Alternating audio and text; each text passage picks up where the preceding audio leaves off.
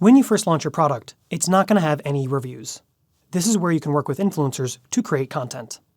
Because the products I made are dirt cheap to produce, I sent out my product to 20 influencers and had them review it. All of these reviews are up on YouTube, and you can find them on board game review sites.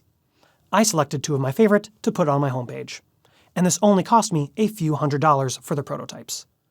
This is a good time to point out that you really do have to know who the big players are in your space. I had to know who would like my game and would likely share a positive review with their audience. So going back to a previous lesson, make sure you target the right niche and really understand the persona that we created.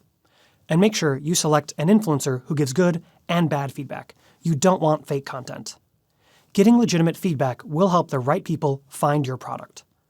Once you've encouraged your customers to create content and you've worked with influencers to create content, now you can focus on making your own content. There's all sorts of content that you can make.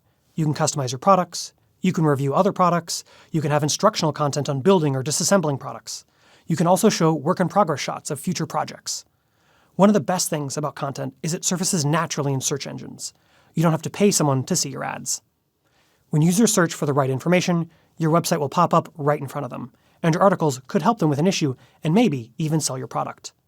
One of my favorite examples is a company called Clingless that has an article on the top page of Google about preventing your shower curtain from blowing in. And they make a product that does that for you. You don't have to write every week. Sometimes you can write one really good article and have it produce amazing results.